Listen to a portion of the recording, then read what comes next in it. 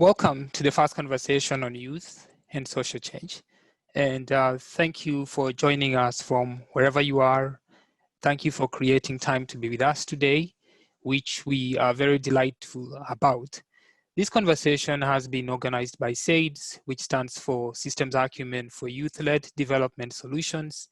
SAYDS is a nonprofit organization that is committed to tackling youth marginalization, exclusion, and disengagement in social change initiatives. SAYDS has created a program that equips youth with the knowledge and skills that they need to effectively tackle complex social problems. For the past 2 years, SAYDS has worked with 9 youth groups tackling different complex social problems, such as street children issues, unemployment among youth, financial literacy, and others, and has learned so much what it takes to equip youth with skills effectively, what it takes for youth to learn those skills effectively, and most importantly, what we still need to learn as an organization to achieve our vision for youth as systems thinkers that facilitate lasting social change. In other words, how youth can lead in facilitating systemic change.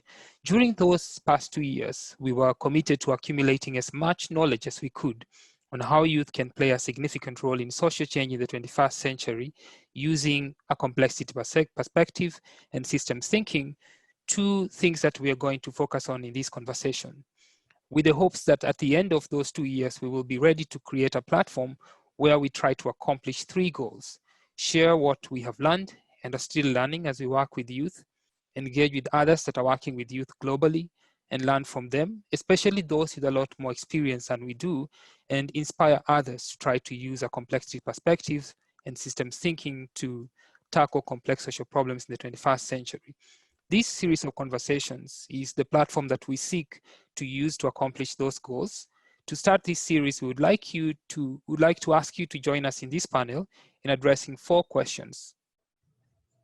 Number 1, if we take the complexity perspective, what should a vision for systemic social change in the 21st century look like from a youth perspective? Essentially, what we're saying is that this perspective should get you to think differently about social change and how change in the 21st century looks like from that perspective. The other question that I want you to think about with us, which the panelists will also engage with, is why should youth be included in social change in a substantive and meaningful way?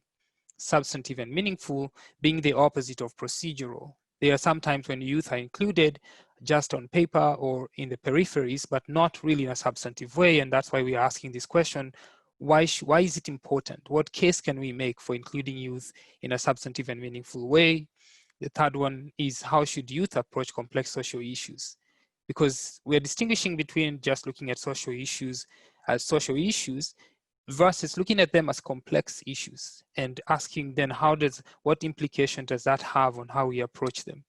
And the other one is, what unique perspectives, knowledge, and experiences do youth have that can add value to social change initiatives?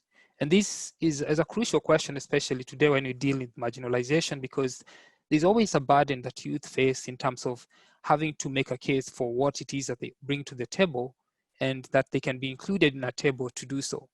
We as a panel do not want to pretend that we have perfect answers to these questions because we are still learning, and most likely you who is joining us do not either. And I think that's the humility that comes with learning. But we hope that the conversation that we will have today will inspire you to think about what social change in the 21st century can look like from a complexity perspective.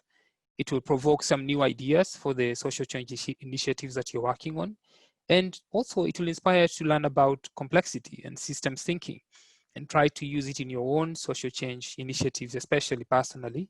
And also we want to encourage you to come back to future conversations, to keep learning with us, keep learning about all the good work that youth are doing to improve well-being in their communities and their countries, to keep being inspired by others that are doing amazing work, and also with youth. Now, let me introduce you to the amazing panel that has been charged with the challenge of making all that happen in 1 hour. No pressure, panelists, but the pressure is still there. And I just want to start by asking Perpetua, who is the vice president for youth, for SAYDS, and also deals with strategy. Why youth now, Perpetua? and why complexity?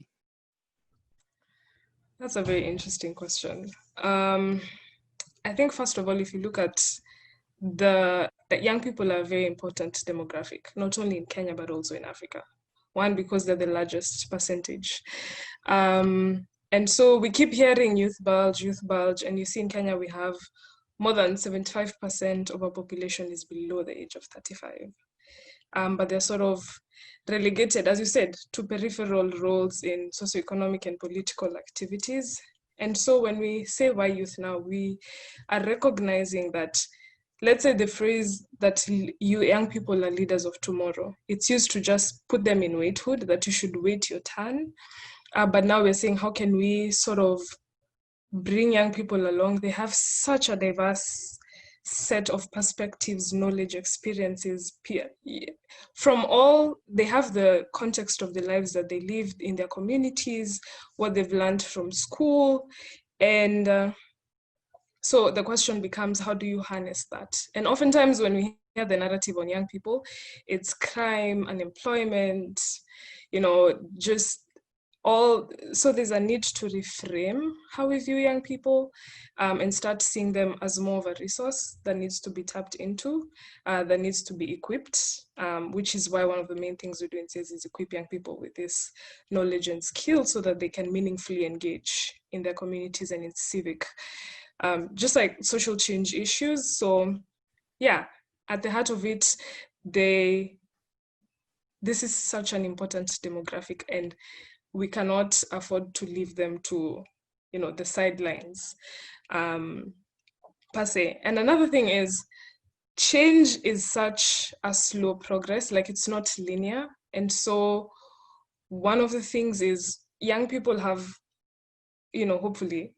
a long time to live. And so there's that element of long-term commitment. They can be the ones to track the change and to just progressively build their communities and learn from the older generation. And there's a lot of different aspects to it. And then on the question of why complexity, I feel like this is much easier to explain now, especially in this era of COVID, because the world that we live in has become increasingly complex by virtue of globalization, technology. Like, we're much more connected right now than we ever have been.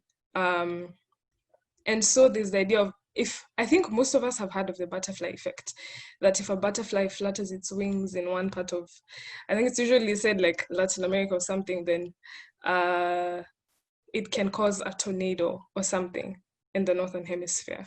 And we're seeing that small changes can lead to such large differences, or small interventions can create big effects, or such small problems in one corner of a system can ripple through the entire system. And so complexity helps us have this sort of like big picture view. How do we think about how to involve different stakeholders? You know how ecosystems work, and the way they say that more diverse ecosystems are they're robust, they're more resilient. So even, let's say, if you're tackling education, how can we tackle an issue in education if you're not involving parents, people in business, because it's connected to unemployment, even people when it comes to like mental health. And that's something that we noticed even with some of our youth groups, that one is tackling mental health, the other one is doing education. But when you sit down, you realize all these things are so connected. Someone's mental health might take a hit because they don't have a job. And the reason that they haven't been able to get a job is maybe their education did not prepare them to get that particular job. And so how do we ensure that young people know how to understand that the systems that we live in have so many diverse actors and they're all interacting day by day? So we need to build systems that are adaptive, they're resilient, and that are much more reflective of the reality we live in. Like, we can't live siloed lives anymore. Yeah. Thank you so much. And there are various themes that came out in that short explanation that we're going to come back to shortly. For now, I just want to take a moment to also introduce the other panelists. We have Timothy Macharia, who is a digital strategist, and also is one of SAYDS fellows. Tim, I think one of the questions I probably going to ask everyone, a unique question if I can, is What is it that inspires you about tackling youth issues? I've had this conversation more than once with Perpetua, and especially when you're on the ground. And in this case, of course, it would be Kenya, Nairobi. Just looking at the statistics, looking at everything that has been kind of summarized to explain who the youth are in this country, you can see that there is a very big disconnect with the kind of potential that we have and the kind of responsibilities and expectations that have been given and prepared for us in matters politics, in matters social change, in matters economics. There is such a big disparity. And the surprising thing is that the innovators are the youth. The people who are making such big moves, such big changes, can very visibly be connected to the youth. Unfortunately, some of the issues that inhibit that progress, that step forward, is issues like capital, issues like the people in power. And you realize that if there could be an issue that could be solved, if there are a few pieces that could be moved around, there could be such an immense change, so to speak. One of the things that the SAYDS program showed me was that if you can begin to think from a systems perspective, all of a sudden it all becomes connected. And I think one of the main hindrances of the change and the kind of action that we can take is that it has been made so lofty. It has been made extremely, it seems unreachable. And for the average Kenyan, for the average youth, it seems like it is probably impossible. So let me wallow in my poverty, let me wallow in my self-grief, let me not take that move. But just realizing that it is all connected and you can actually reach to a particular part of this system and change it accordingly, all of a sudden the ground is open, the perspective is much bigger. So that is one of the things that I am completely passionate about. It is that if you could empower youth, it does not have to be capital. Mm-hmm. It does not have to be, something tangible. It is, there is knowledge, there are tools that can be used to empower the youth. And it is not just a matter of empowering them, it is the long effect. Again, Perpetua has mentioned that it is a slow process. Yeah. If you can be able to begin right now, I believe that immediately the action can start, the domino effect can begin. Yeah, and I like that point about this slow process. And I think one of the things that I captured from your comment is that acknowledgement that change is a slow process, right? So some people say when you're approaching the issue of systemic change, you have to think about it as a slow process, not a very rapid process. And that requires certain things from all of us, right? To think about a systemic perspective in the sense that when you know that change is a slow process, and that if you act in a certain way, don't expect that change to occur in a week or a month, but it could take 3, 4 months, 5 years down the line. And it links very well to something Perpetua was saying, in the sense that if the government, for instance, is carrying out an initiative for unemployment, we shouldn't sort of think that in a year unemployment will be solved, or 2 or 3. And that has implications on how you involve youth then, in the sense that they can track with the changes that are taking place and figure out how to jump in and be involved meaningfully. So I want to bring in Irene Ngendo, Miss Africa 2020, who is our honorable guest today. Thank you so much for joining us.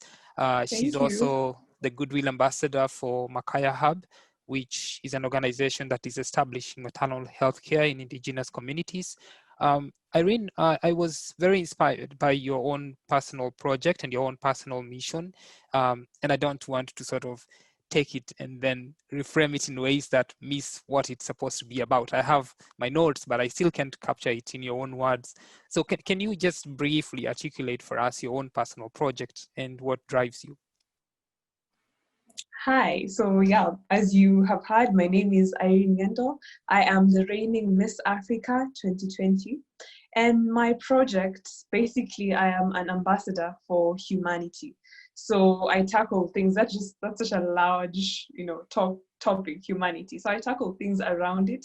And I like that because it gives me a very large platform, meaning that I can invest myself in so many things. And that completely lines up with what SAYDS is about in terms of systems and complexity, meaning that one thing can cause change. One thing maybe in arts can cause change in education and such things. So I like that I can be able to be involved in so many things by being an ambassador for humanity. But basically my point of focus on my platform is towards the correct representation of this fraction of humanity called Africa, to just have people really see what Africa is about. Because most times when people are looking in ways, you know, when they're thinking about how to cause change, they start thinking about, how can I make the saddest video? How can I make the, you know, the video that will make people really sad and they'll want to help?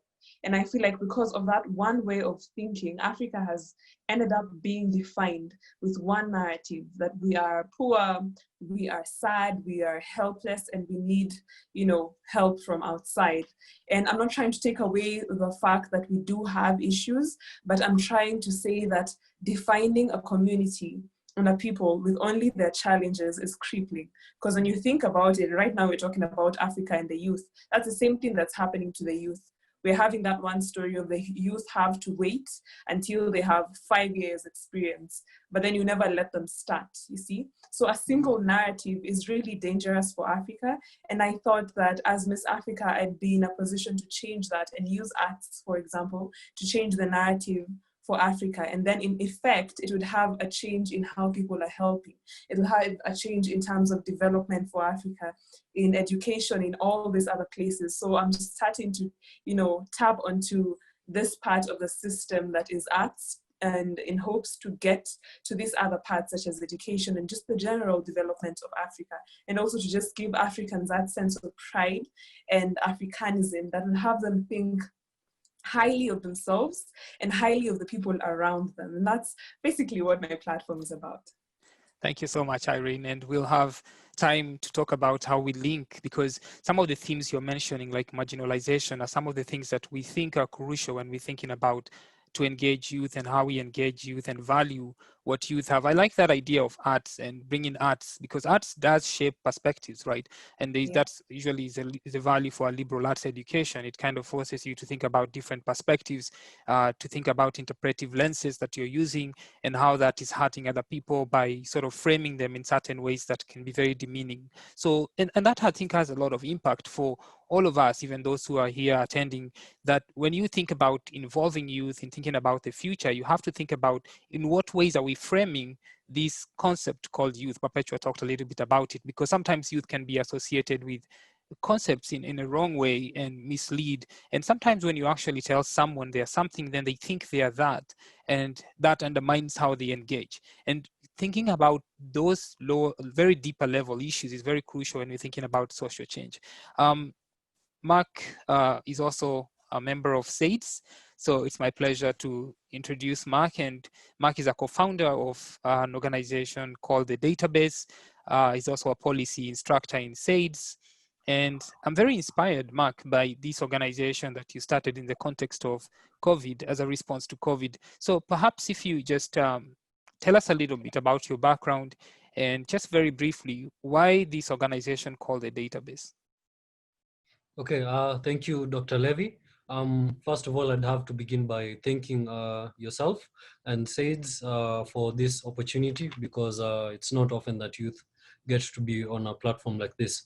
So I'll get right into it. So the database.co.ke is a website which I've created with two of my friends. We're all university students. Myself, I'm in African Nazarene University as a law student. And I have two partners in Strathmore University, one of them being an ICT student and the other one being an accounting student. So what inspired us to start this was because we recently, I'm not sure if all of you may be familiar with this, but there was a video, I think over a month and a half ago on Instagram by one Alvan Gatitu. Alvan Gatitu is a former Tusker Project Fame contestant. He's a radio presenter, he's a songwriter and a singer. And this is a person with over like 15,000 followers on Instagram. He's by all means a social influencer. And in this video, He was outside. He was standing outside in the dark. He recorded this video at 5 in the morning. And what he said was that he was there because he'd been kicked out of his house because of not paying rent. He said that even when he was in his house, he'd stayed there, and he hadn't had water and power for over 1.5 weeks. He tried to reach out to his friends, and each and every business transaction that he tried had failed. So when we saw this video, we understood that this is the plight of a lot of Kenyans. A lot of people, as of yesterday, around 950,000 Kenyans had lost their jobs because of the coronavirus. Just last night alone, 5,000 more people in the Mtumba sector lost their businesses because of the government ban on second-hand clothes coming from Asia because of COVID-19. So we sat down and we looked at this issue, and we compounded it to the larger issue, the larger systemic and very persistent issue of youth unemployment. So what we've created essentially is a youth-centered job site that looks to provide jobs for the youth specifically. So what we did is we sat down, we used a complexity and systemic approach, and we looked at all the stakeholders who were involved in this. And we identified that one of the best ways that we can help the Kenyan economy to recover from the effects of COVID-19 was by introducing the gig economy to Kenya. It was already present, but it wasn't very big. So gigs are jobs that are done one-off, and you're paid on the spot for that job specifically. A good example of a gig worker would be like your plumber or your electrician. So these are people who you interact with regularly, but you don't require the services daily. So you see, like a plumber is someone whose services you'd require maybe once or twice, even thrice a year, perhaps. So we were looking at this as one of the ways in which we can help the Kenyan economy to recover. So what we did was we are trying to shift the focus from government-created youth employment, because as Perpetua said, we're the largest demographic of this population, not only in Kenya, but in Africa. So looking at even our financial capabilities as youth coming together, we really can't bring the change that we want to see. So for instance, if myself here, through the database already, we've employed over, we're a team of 7 now. We started as, we're a team of 9. We started as 3. So we're already creating employment for the youth through that, without having to look to the government. And also through gigs and whatnot, we're giving the youth an opportunity to create the employment that they wish for, that they're waiting on the government and the private sector to create. If I need my clothes washed, I can post it on the site for 300 bob. That gives someone work. If after doing that laundry, they didn't have time to prepare a meal, they can post on the site for someone to deliver a meal to them. Even creatives and whatnot, even photographers. If I'm having my birthday and I can't afford an official photography, why don't I get 2 or 3 friends of mine who are studying media to come to my birthday, do it, shoot my birthday as a gig. I give them 2, 3, 4,000 bob, which puts food on the table and gives me what I need. Lastly, we also see this as very beneficial even to organizations, because even organizations have not been spared from the economic strife that's been caused by COVID-19. So we're seeing a lot of organizations downsizing right now, or cutting the pay of workers, and we're giving them an alternative. For instance, with universities, they're supposed, the Ministry of Education instructed them to reopen in January of 2019. Kenyan universities, public universities alone, employ over 27,000 Kenyans. So these are people essentially who face the risk of losing their jobs, because you won't be doing anything until January of 2021. Yeah. So what we're giving as an alternative is, just last month we were filing our tax returns, including organizations. So an example would be an accountant.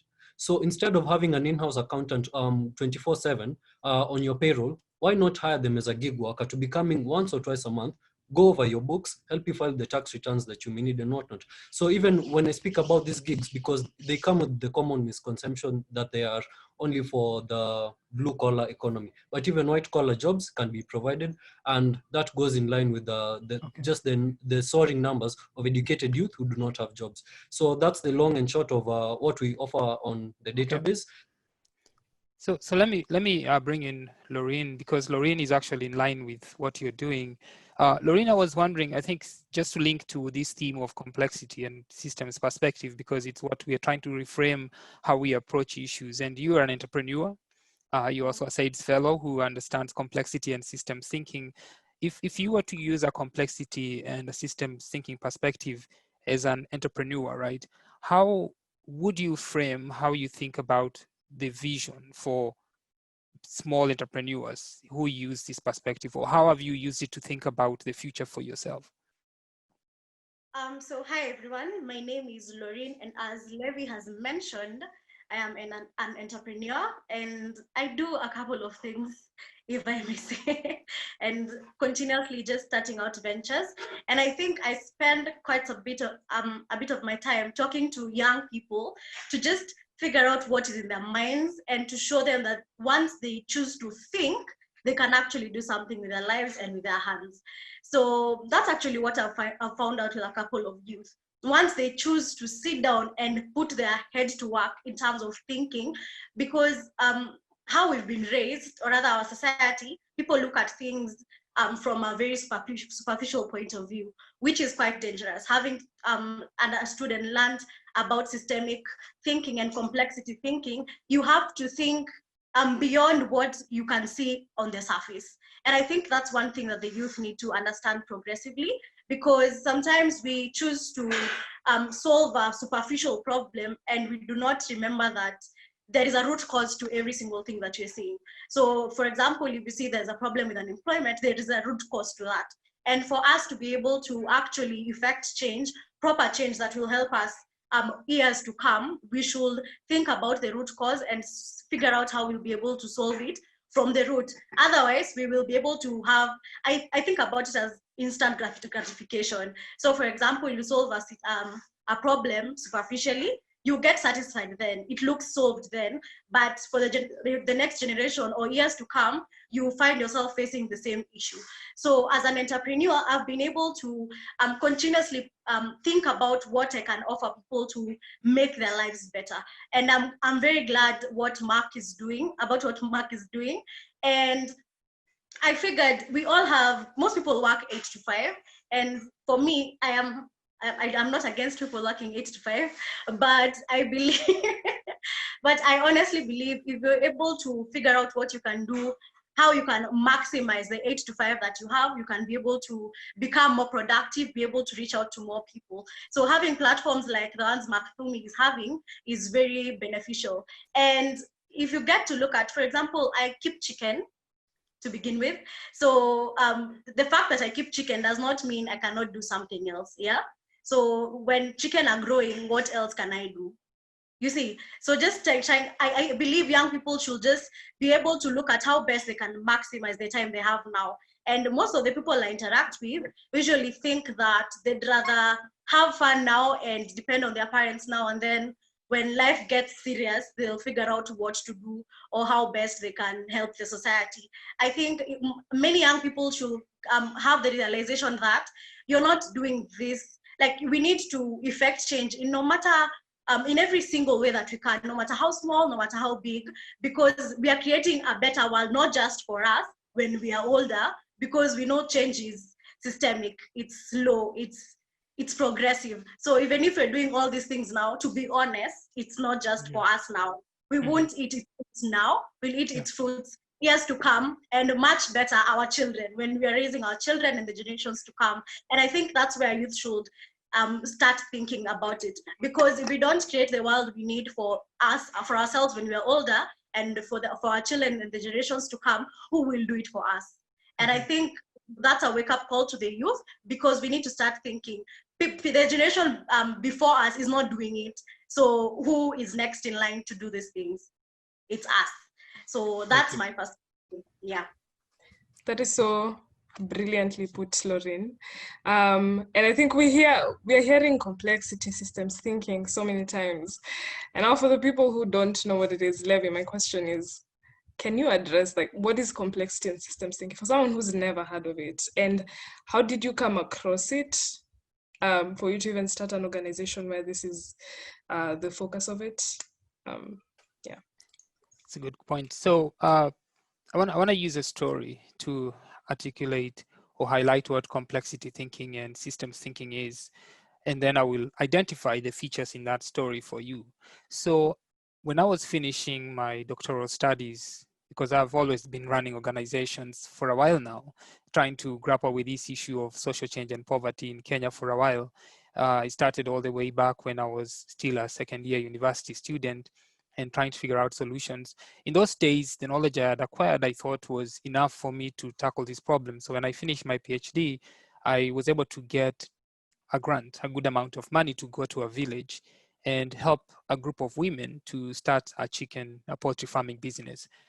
I thought I was well educated. I had the knowledge. I had studied economics, I had studied political science, I had studied policy. In my mind, I thought there's no way you can go wrong in designing a project with all this knowledge. And also I had recruited 15 other people, 6 students from business school and other kinds of students. We were a big team. We went to a village to start this business. We had prepared a whole session, like a whole week, 2 weeks for teaching these women about poultry farming. And I thought to myself, okay, if you have all this knowledge, including mine, and we start this business and we have a grant for the women, which was almost close to 400,000 shillings, there's no way this project can fail. We had this great vision that this project would grow and people in this community would get jobs. The women would hire people in the community. The villagers would help with the business to succeed. Youth would be hired. We sort of had this vision of an industry, basically. And we had been given land by the women and the chief to do this project. And we knew, starting with these 300 chicks, there was no way this will fail with all this money we had. So when we started the project, things started off very well. And in 6 months, all these chicken were laying eggs. They were, and Laurine, you can imagine how many those eggs are if 200 chicken are doing a very good job of laying eggs. And we thought, okay, this is it. This is going to succeed. And we already were, thinking in terms of 3 years, how many people will be hired and jobs that will take place. And all the donors were looking at this project and saying, this is going to be very successful. And I thought, okay, this is going to be successful too.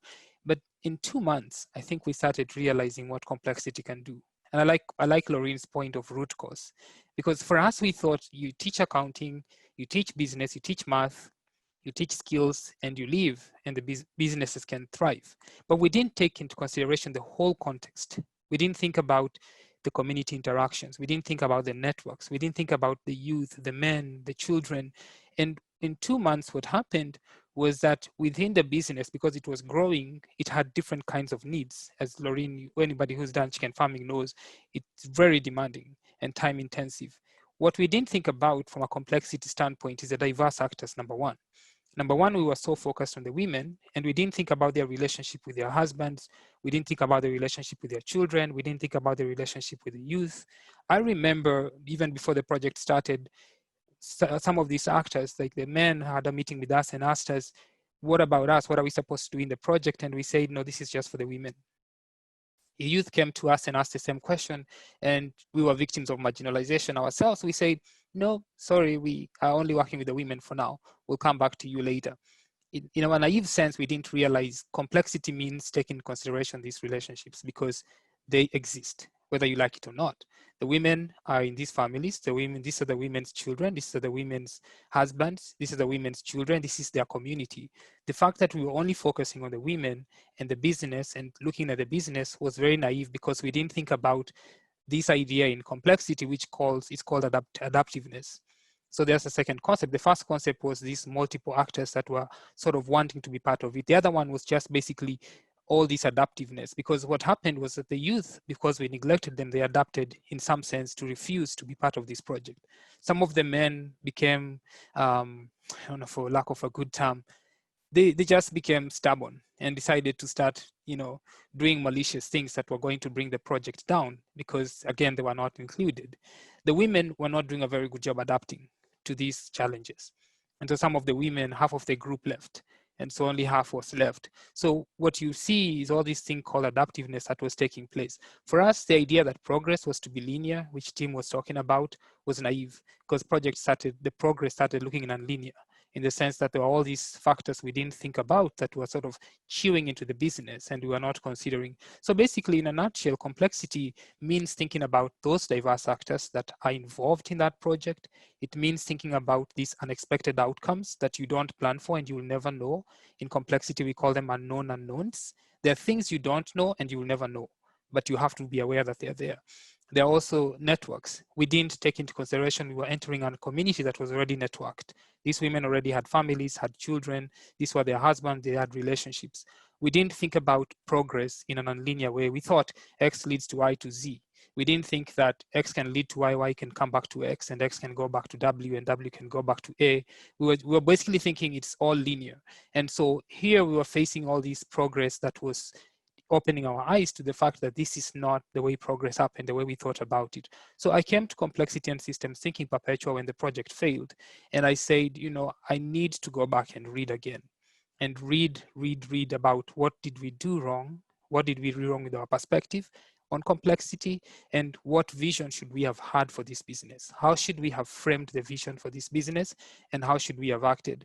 Which sort of makes me, coming back to you, Perpetua, if you think about that complexity, the way I framed it, how do you think, to this question we are trying to grapple with today, if youth take this perspective, right? If youth understand that complexity means understanding diverse actors who have different values, interests, perspectives, that's the root causes Laurine is talking about.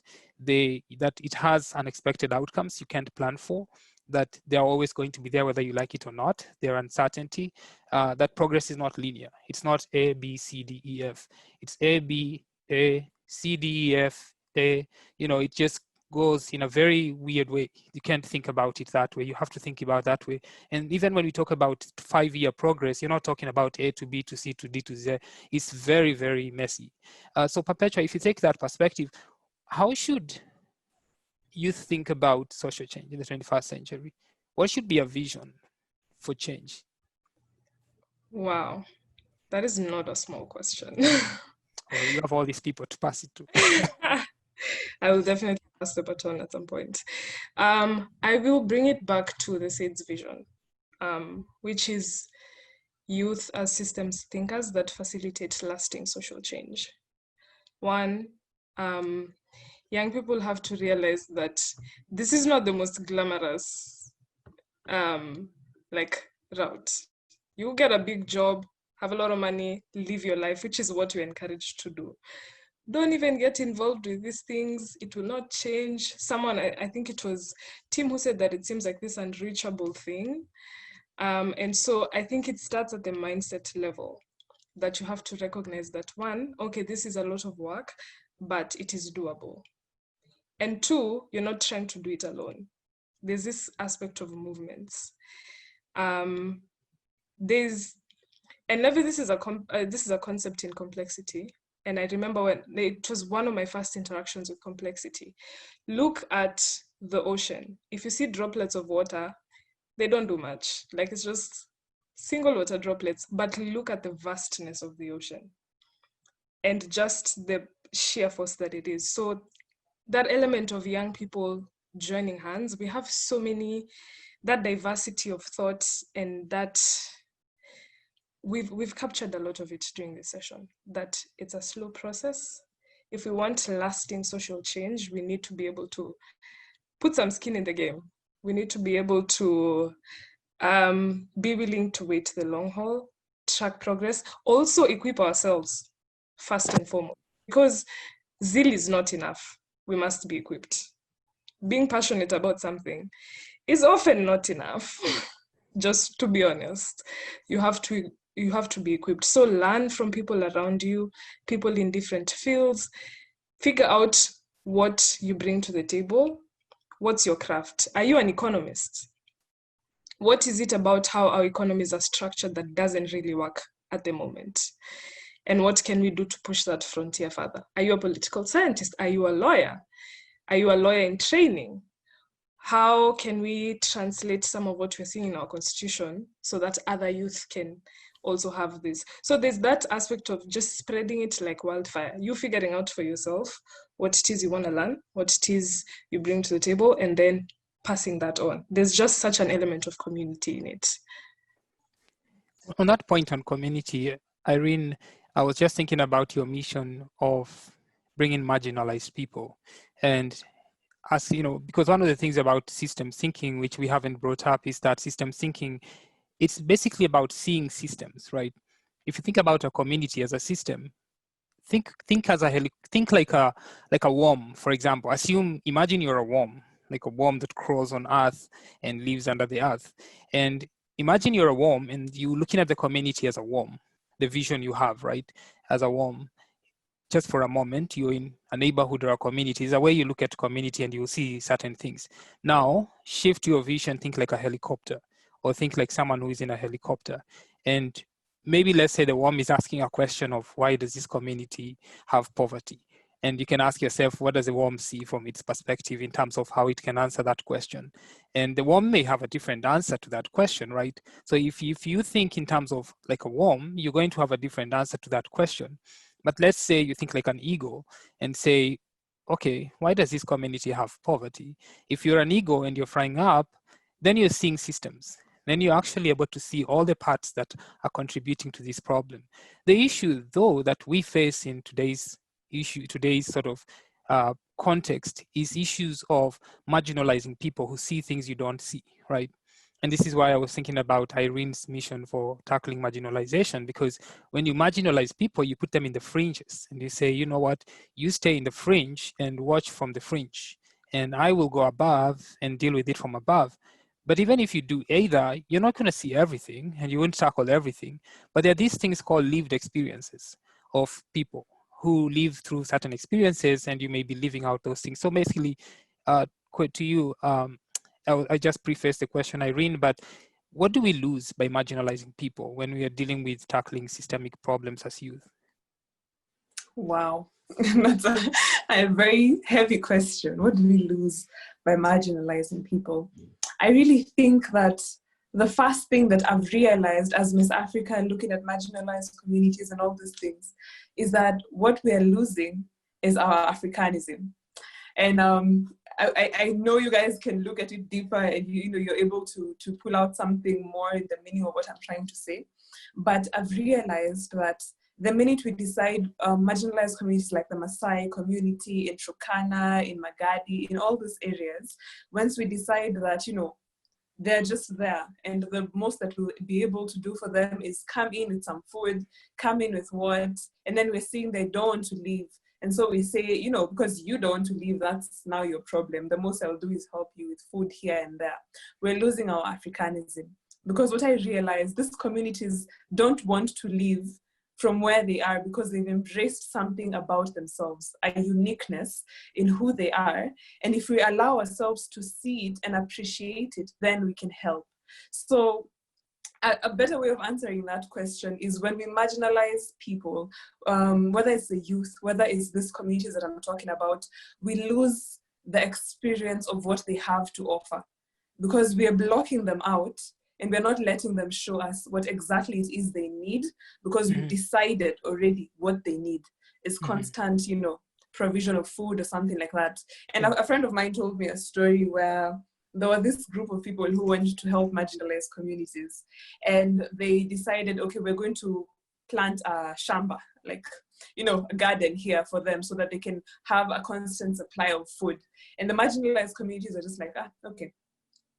And so when they did that, and later on they came in a month later, they found that elephants had passed through that route and had trampled all over this shamba of theirs, this garden of theirs. The marginalized communities knew this from the word go, but because you're not giving them a chance of expressing what they need and them telling you what they need, they are not in a position to share it with you. And so it's that point that goes back to the experiences that people have is what helps them to be able to work out a working solution. And that's the same thing with the youth. We've been marginalized. We've been told you have to wait your turn, you have to do all those things.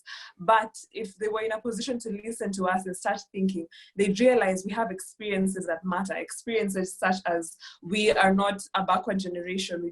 We are very inclusive of, when it comes to solutions. They'd realize we have experiences such as we are connected with social media and such things. We're so connected as the youth, and not only here, but globally.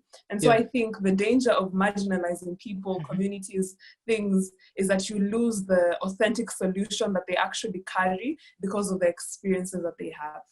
I like that point that you brought there on youth are connected globally. I was doing some research on this question of why youth, right?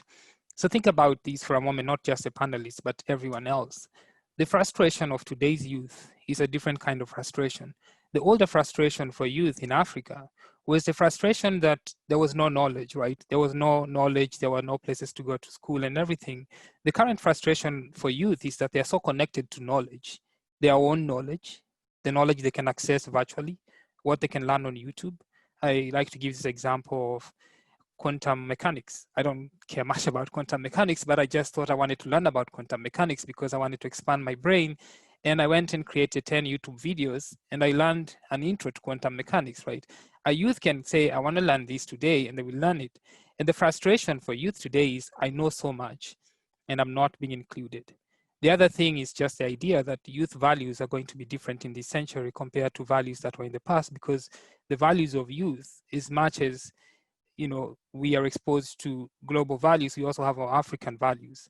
And there's a tendency, there's a threat that your values will be marginalized and not being brought into solving problems if they're not considered. But there's a question in the public here that I'm going to throw to your team that builds on this. So Tim, since you do business, or anybody you can take on this, or Laurine. So if change is going to take place over time, and thank you, Peter, for sending this, then what are some small KPIs, key performance indicators, that we can view and encourage ourselves to consider even as we move towards complex systemic thinking? So think about, if we're going to move towards complex systemic thinking, Peter, if you don't mind, I'm going to reframe it differently. So if we envision a systemic change, right? If we envision systemic change and we understand that change is systemic in the sense that you say poverty will end, but if poverty will end, you can't think of poverty in a simplistic way. You have to think of poverty in a complex way. So if I think about poverty in a complex way, then what are some KPIs that I should consider as we move towards that systemic change for poverty? Tim, you can try to grapple with that. I thought Perpetua and Irene were just throwing it's a heavy question, but it really is. You're asking some tough questions. Thing about strategy, I'm a digital marketing strategist, and I double that with brand strategy as well as graphic design. But the one thing that I have to indicate to any client that I pursue is that there will be some key performance indicators. And if these are not visible, if these are not obvious, then we have not satisfied the kind of results that this strategy is supposed to reach. And I feel that unfortunately, even the KPIs in themselves can only be something that we can hope towards, because if you hear about countries that are doing so well financially, that have economic and social prosperity, so to speak, there are systems that have been ingrained in such countries for so many years, and even tracing them back, you could find is a big challenge. So at one point I wonder what such a picture for Africa or an African country or Kenya could be. But I think there's some things that we can agree right from the top. It is that the statistics being reported on unemployment could definitely be different. The kind of people that we see leading this nation could be different. So one of the main things that annoys so many Kenyans, so many Nairobians are the headlines. There are repetitive headlines that indicate just what is happening. And as much as media could be to almost an extent manipulated, it is still the news. One of the things I truly believe would be key performance indicators would be in this specific, or rather in regards to these specific social problems, what could be deemed as the better result. So one of the things, well, for my group, we'll call the FOSS. I hope they're in here. But this FOSS stood for, or rather it stands for systemic, strategic, sorry, let me just check that. Systemic, strategic, and sustainable solutions. When we looked at the education system, we realized that it does not start when you join high school. The problem does not start when you join high school. The problem does not start when you join a tertiary institution. It is not when you go for your master's or your PhD. the kid or the child that you take to school when they are 3 years old, 4 years old, they are almost immediately subjected to a particular kind of teaching, learning, and programming that results into some of the results that we are seeing. So one of the solutions we hoped to come up with was, how about we inform students before they get to even the age of, or rather the level of high school or universities, about the things they should be aware of, so that they can dictate their own futures. One of the key performance indicators, I believe, for example, would be, we are seeing youth that are taking initiative, not for the sake of politics, not for the sake of their own well-being, but to change even the communities around them. Because there is a level at which Perpetua has resounded it, Irene has resounded it, community. There is an issue of community. There has never been a point where we make this change on our own. So if you can teach a mass population to think in a particular direction, or equip them with tools and skills that can allow them to level up, I believe there will be that domino effect where we have different statistics on the economy. We have different statistics when you talk about education, unemployment, when you talk about the kind of programs that are happening in the community. Thank you. In addition to that, I feel that there's a strong participation that the generation that is in power right now, I don't want to say the elderly generation, but the non-youth, I feel that they have reached a point where they have realized that some of the systems that are in place are not effective.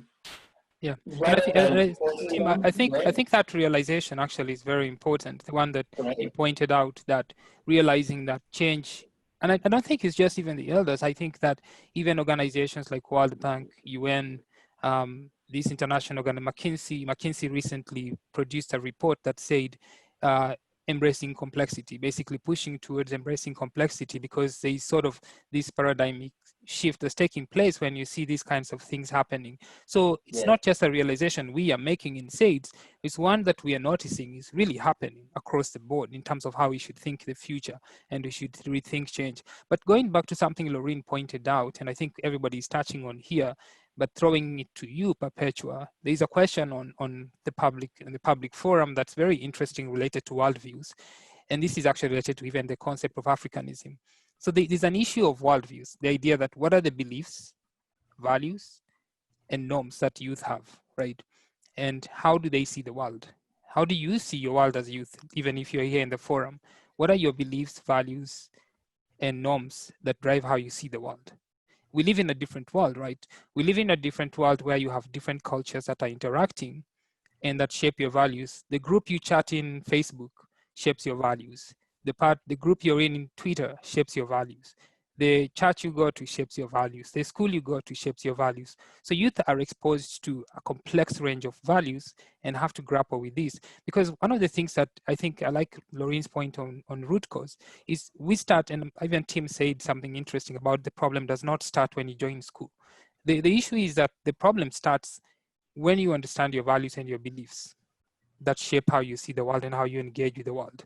Because we engage with the world without consciously thinking about these beliefs and values that shape our world and how you decide how to act in certain ways. And systemic change is basically about starting there and asking yourself, what are your values and beliefs? So Perpetua, you've traveled you've lived in Seoul, you've lived in Hyderabad, India, you've lived in Berlin, you've lived in Argentina, you've been in UK, you've been in Taiwan. So you've probably seen quite a lot in terms of values, right? So this question in chat is interesting in the sense that if we are to have these goals that lead towards overall change and lead towards shift in culture and values, how can we form that culture? One culture that is sort of, how do we change our culture as youth in Africa? There's a phrase you've used, mental models. We all have a way we see the world, and it's shaped by our education, our background, our parents. As Tim said, when you release that 3-year-old child into the school system, there's a sort of lens they're given to see the world with. And one aspect of it is getting people to have conversations about it, like the different ways we see the world. You ever sit with people and you realize that we might be looking at the same thing and seeing totally different things? And when you hear their perspective, you're just like, I have a more holistic picture of what this issue is. But when it comes to values, and Levy, I think you mentioned this, sometimes you can be told you're this, you're this, you're this until you internalize it. As young people, we are told you're not qualified, you are not, even how we are referred to, go to a public office, how there's just, and also because we live in a, we have to, you know, be cognizant of the reality. Like our culture is a bit hierarchical. And so you can really internalize that and push yourself back into that bubble and tell yourself, I don't have what it takes. I don't know enough. I don't, or, you know, like, I think it was Laurine who said, let me just have fun. When it gets time to be serious, let me just have fun and, you know, live off my parents for now. When it gets time to be serious, then I can be serious. But what we're doing right now is creating a platform where we can come and have conversations and see each other, hear each other, sort of build or shape a certain, actually, one thing that Irene said, the impact of the arts, music, film, has such a big impact on how we see ourselves. Who is it that we're seeing in the limelight? What does that reflect about young people? Who is it we're seeing leading? Who is it? Just, there's so many different aspects to it, but then at the end of it, you have to choose for yourself. No one can make a decision for you. Laurine, assume that we have taken into consideration in closing, I'm going to ask you to answer it in a minute, 1 minute or less. Assume we take into consideration the multiple worldviews and cultures and values that people bring to the table and mental models. How should social change initiatives look like from a systemic standpoint? Wow. So honestly, I think, let me just mention this. There's something I think Perpetua mentioned, or you're the one who mentioned, about everyone finding out their craft. So what I'd say is, one of the issues we face when we're trying to solve all these problems is we tend to look outside other than looking at the sphere of influence we have. So for me, the systemic change will look more or less as a group of people. Let's say every one of us here, yeah? We come from different backgrounds, different geographical locations, we have different strengths and different spheres of influence. So for me, it looks like every individual looking at their own sphere of influence and seeing how best to effect change in that area. So for example, all of us effect change in every area we are in. Instead of looking at each other's, we'd be able to create more change, effect more change. That's my point of view. Because we'll be able to accomplish much more other than me trying to figure out how best I can do what Perpetua is doing and forget, and put it the way Irene put it, sometimes we marginalize ourselves. Yeah. And I think that's a very important point. Sometimes we marginalize ourselves and to the benefit of others, right? There are people who actually hope you marginalize yourself because it's a win-lose world. Some people just want you to marginalize so they can win. And when you marginalize and you think that you are sort of sending a message, basically someone is hoping and praying you marginalize yourself so that they can actually take over that spot. So anyway, in closing, and we will continue this series of conversations, I think the bigger question here is what that vision of social change in the 21st century should look like from a youth perspective also leads to this question of how then should youth act? And a lot of us have talked about how youth should act to be able to usher in systemic change, to usher in a systemic vision. I think various things have been mentioned here, and it's right to just close by pointing out some of these things. I think believing that youth can bring lasting change, persisting in the face of very problematic change, because complex change is messy and you have to be persistent. You have to be able to learn, you have to be able to adapt, You need to be vigilant, because in a moment, like I said in my story, things can take a different turn because of uncertainty. You need to track these issues closely, be patient, seek points that can actually shift systems effectively, like Laurine said, root points. You need to think about what is the root cause, what's the root points, what are the beliefs and values that are driving these changes, who has been marginalized, how are these values supposed to bring issues, and how can you be deeply involved in the change process so that you can actually see the engine itself happening. Because if you only see things from outside, you'll only see the tip of the iceberg.